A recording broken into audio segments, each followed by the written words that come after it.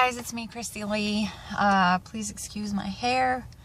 I've gone about a week past wash day, and I need to do something about it. I think tonight I'll finally wash my hair. I really need to invest in some dry shampoo. If I'm not going to wash my hair as frequently as I should, I could at least do something to help it.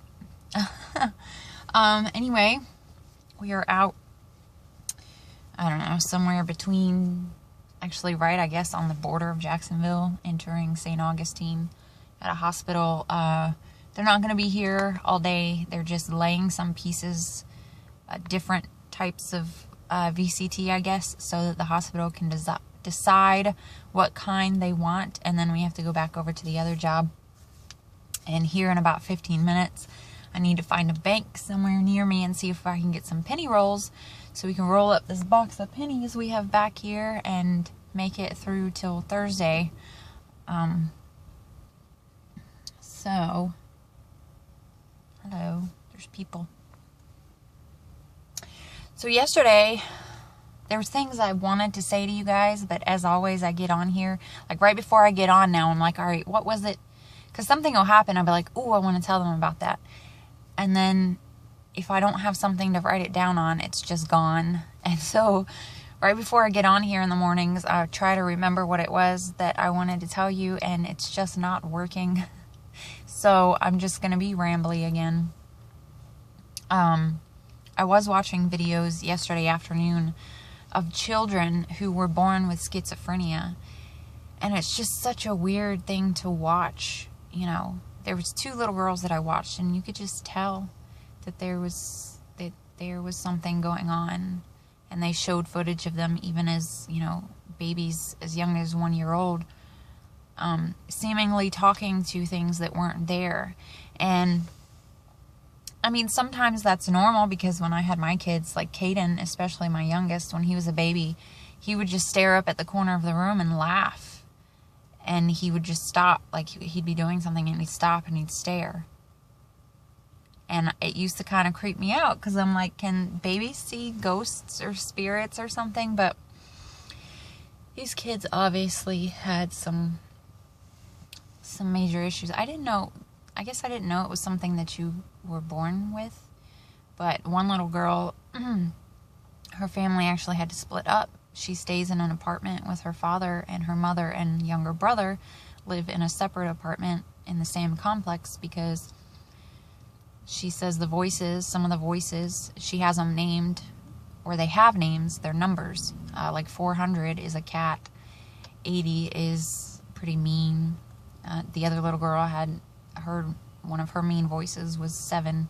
But anyway, one of the voices, I think 80, tell her to kill her baby brother.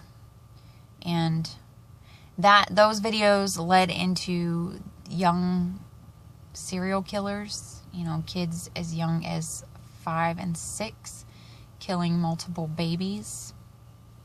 A young brother and sister who were 11 and 12, but they looked really, really young for their age, killed their stepmother, and then eventually killed their father. Apparently there was some sexual abuse going on there. And then I also watched a few videos on children who were allergic to sunlight. And I had heard of this. Growing up, I had a cousin named Angel, and I remember going to her house, and I'm not sure when she developed this, because I know we used to play outside together when she was probably 3 or 4. And I was 5, 6-ish. She wasn't that much younger than me. But when I was older and I'd go visit and I'd want her to come outside and play with me, and her mom used to tell me she wasn't allowed to go outside. And at some point somewhere I heard that she was allergic to the sun. And I didn't get it. Like, I actually thought her parents were some of those weird people that just lock their kids away and don't let them socialize. Because there are people like that. I knew of someone I dated in the past. His best friend's sister had literally never left the house. She was in her 20s, and she had never, ever been outside. Never gone to school, never been outside, nothing. But anyway, so yeah, there's people who are allergic, and large numbers of people who are allergic to sunlight. And that's actually They say that that's where the idea of vampires originated, because some dude from way, way back in history lived in Transylvania, and he never came out in the sunlight. And if he was ever caught in the daylight, his body would boil and blister. He would sustain third-degree burns, basically, because of the sunlight. So they started calling him a vampire, I guess. I don't know. But anyway, there's like whole camps set up for kids like this that, you know, that they have it switched around. At nighttime, they come out and they do their sports and they, you know, do all these things that you would normally do during the day. But, you know, they can't be out during the day. So at daytime, they sleep, and nighttime, they have fun. And I think that's pretty cool. But they do make UV protectant clothes so these kids can go out. They just still have to be careful. And they say that it feels like lava on the inside of their body, and there's nothing that they can do to calm it down once it happens.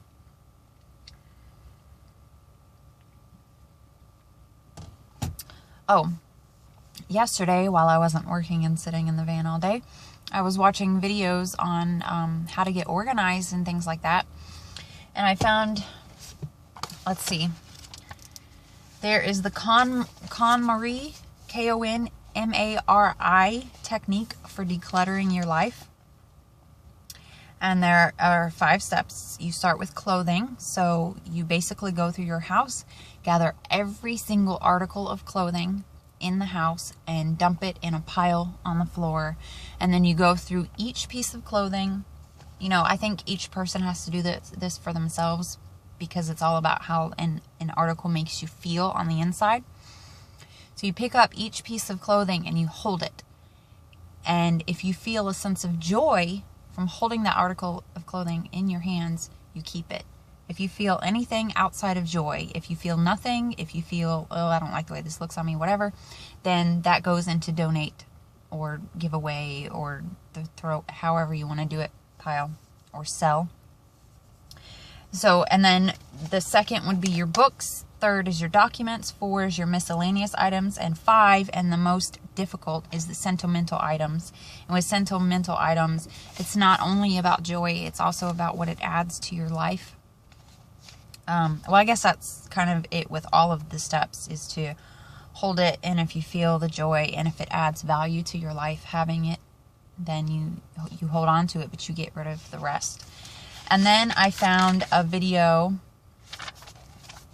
series, this girl, Living with Less, where she was doing the 30 bags in 30 days challenge, where each day you pick a spot to go through, and you basically get rid of anything that you're not using, that isn't adding value to your life, whatever. You try to fill 1 bag, and she just used like grocery store bags. It doesn't have to be a huge bag, as long as it's a bag every day that you're getting rid of stuff. So, well, trash you're going to throw away, you can donate, sell, or whatever. Things that you don't use anymore, that you know you aren't going to use. A lot of things we have really good intentions, but it turns out that we don't actually use them for anything. So 30 bags in 30 days. So what I did was I went home and I started watching these videos because I was walking out of the bathroom, and our bathroom is in our spare bedroom. And I was looking at our spare bed, my favorite bed, and it's just piled up with clothes that we hardly ever use, that we washed to get them out of our bedroom. You know, they had been in our bedroom, and maybe we wore them, whatever. We washed them, and they just stay in the spare bedroom on the bed. And every once in a while, we might go pick through there to see if there's something that we, you know, have been missing that we want to wear. But most of it doesn't get worn. So I started thinking, and Eric was kind of going through this at the same time, we want to purge. Like, we have so much crap sitting around our house that we don't use, that we don't need.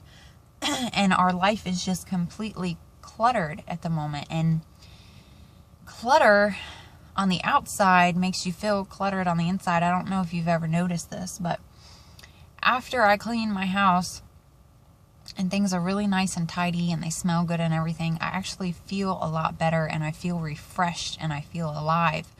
Whereas if I'm sitting in the house and things are cluttered and disorganized and messy, and, you know, I haven't cleaned the house in a while, it starts to bog me down, and it's like a constant reminder that I'm not doing what I'm supposed to be doing, and that adds to my anxiety and fuels my depression.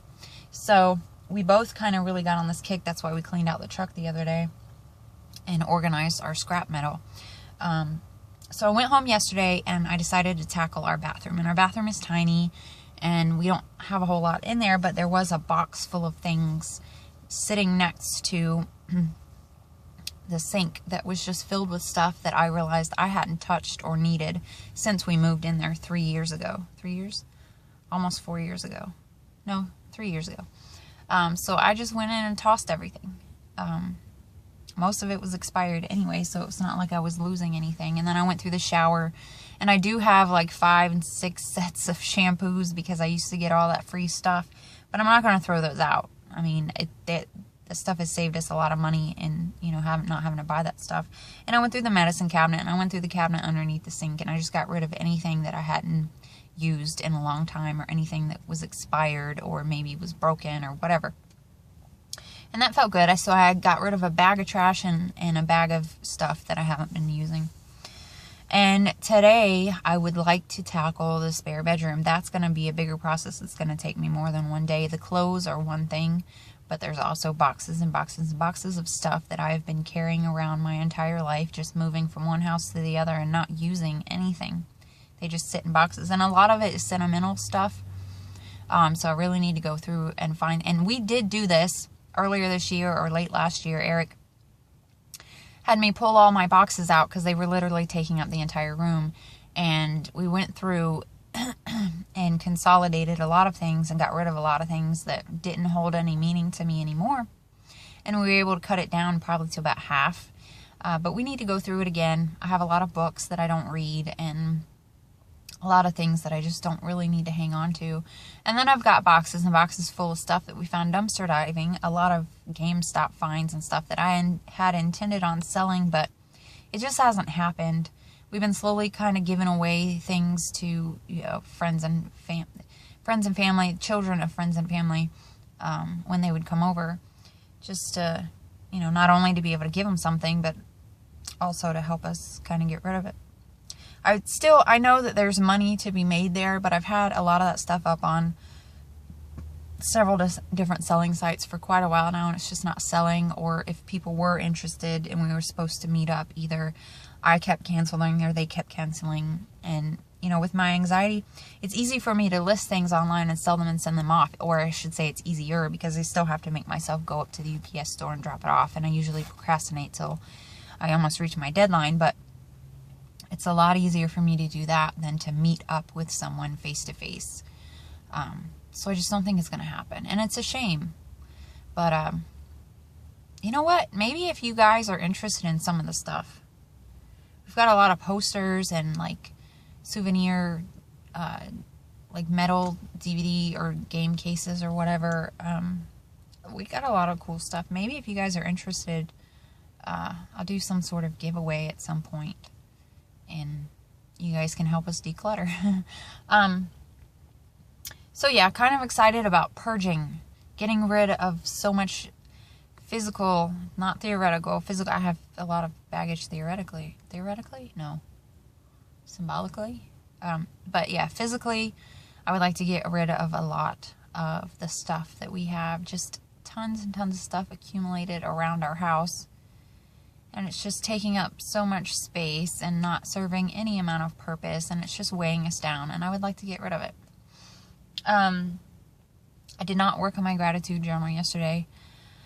I don't know if... Actually, I don't think I even put up the video where I was telling you guys about that. I did a video yesterday where I was reading off, or the day before, where I was reading off my gratitude journal, but I don't think I ever posted it, so I didn't work on that yesterday. I've still been working on the 3 encounters of the emotional kind. So I need one more event. And then I can move on to the second module in the workbook online. What else? I'm going to pause for just a minute because I can't think of anything right now. And I don't want to... Okay. Oh, I did look up... I don't know what prompted me to do this, but I Googled my surname, or, you know, my last name, my original, my maiden name, I guess I would call it. I don't know. The name that I got from my father's side of the family, and I also did it with my mother's side of the family, and found out that I am Scottish. Originally, my father's side of the family's last name was Scottish, and then they moved into Ireland, and then they came over to America, and were given a bunch of land, and fought in the Independent War, I think it was called. And they kind of held higher offices. Like, I always imagined that my family, both my family side, came from poor, you know, poorer people. And apparently that's not it. My mother's side came from Ireland. And then my sister, her name, family name, is actually German-Irish. And she also came from a stronger family background. So I thought that was interesting. And it gives you your family, your surname, your family crest on, I don't remember. I'm trying to think of what the website was called. I don't remember. But it was interesting to learn. I always knew, I mean, I was always told I was Irish and Scottish, but sometimes you're told things your whole life, and then you find out it's not true. But I would like to do that DNA test. There's a lot of videos on YouTube of people getting back their results and being like super surprised to find out where they came from or where their family comes from. A lot of people who were, you know, racist and against like Muslims and things like that, they find out that their family actually came from the same part of the world that those people are from. Or find out that they have a history, that they are connected back in history to, they have African American descent, and they thought that they were strong, white, you know, they have a long lineage of white people, and they found out that part of their family actually originated in South America. Or, yeah, South America. So it's interesting. I keep looking at the guy sitting next to me, wondering if he's staring at me, but he's not. He's totally not even concerned that I'm talking to my phone in the truck. So, all right, I'm going to pause again because I don't know what else to talk about. All right, guys. So I fixed my hair a little better anyway.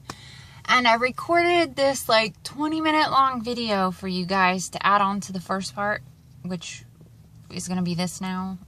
I'm confusing myself already. About something that happened after I turned the camera off. I was going on to my bank's app to find a location near me to get the penny rolls for the coins I was talking about.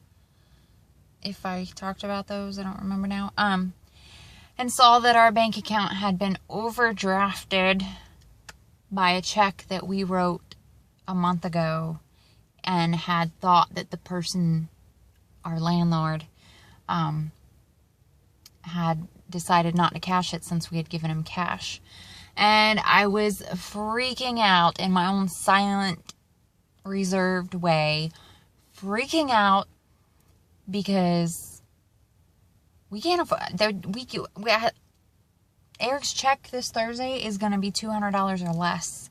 So, because the $135 is now negative in our bank account, when his direct deposit goes through, it's going to leave us with like $60. And I was like, how the heck are we going to do this? And on top of that, I couldn't roll my change and take it to my bank to get cash because they're going to want to keep that money to pay off the check that went through.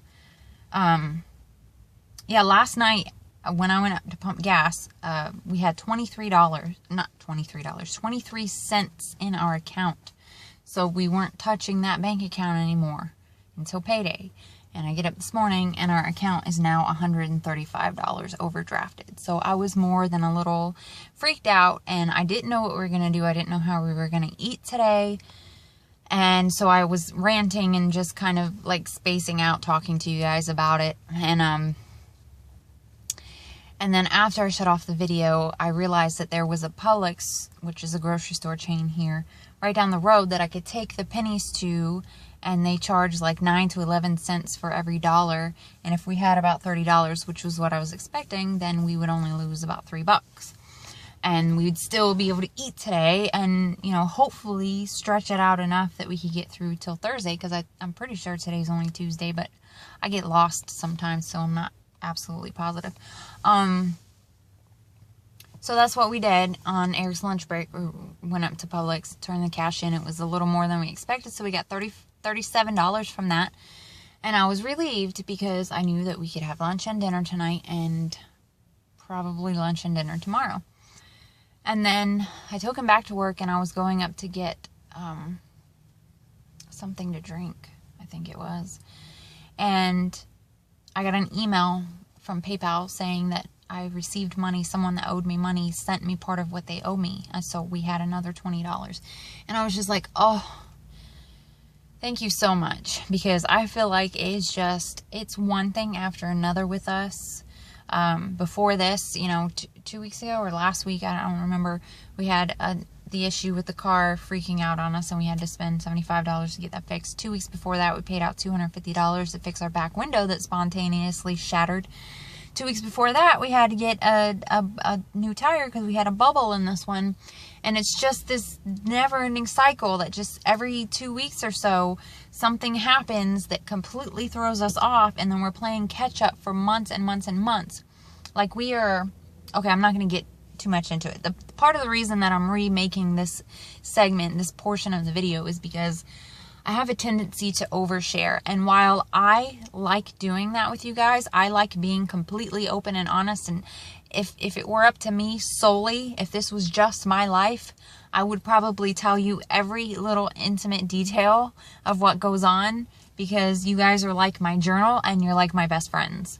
And I would tell both of those things, everything about my life. But I do share this life with someone else, and he's not as open as I am. So I'm going to try. It's just difficult for me when I'm telling a story to leave out the specifics, the details, and just give a kind of... I could do it in conversation, but when I get on here, I feel like I've got to tell every little piece of everything, and I guess that's because I want to. I want to tell somebody everything. I don't know. But either way, I'm so relieved that we're going to be okay. Tomorrow morning, we have to go... Eric's son he's got a parent-teacher conference, so we've got to go over to that town, the next town over, and do that in the morning. And we're going to load up all the scrap metal in the car tonight so that we can go to the scrap yard. And what we've got now and what we get from the scrap yard and the rest of what's left of Eric's check after the bank takes their money, is what we're going to have to run on for the next week. And that's going to be difficult. It's going to be very difficult. This is probably going to be one of the most difficult weeks that we've had in a while. But we'll get through. We'll be all right. And I'm still hoping, fingers crossed, that I get that payment from the Serta mattress campaign brand sponsored video, whatever, that I did 6 months ago. I'm hoping that if that comes through like the end of this week, the beginning of next week, that'll be perfect timing and we'll be okay. But anyway, I was going to remake the whole video all over again because it's probably going to be a little long. And one of my most loyal viewers, Eric, has told me that he hasn't really been watching my videos lately because they're just too long and they're on weird topics. So, I don't really, I kind of want to make them shorter so that, maybe people will watch them all the way through. But I also kind of don't, because I want to be able to speak freely. And if people watch them, then they watch them. And if they don't, then they don't. But I don't know. I'll figure it out. But I'm going to let you go because it's already almost 7 minutes. And I'm going to go walk over to this dumpster over here and see if there's any electronics in the dump that we could take to the scrapyard tomorrow. And then I'm going to fill up these water bottles in the little spigot over here because there's clean water. And I need to do some water changes on the fish tanks and all that. So, yep. All right. I'm going to go. And I love you guys. And thank you for watching. And I will see you next time. Bye.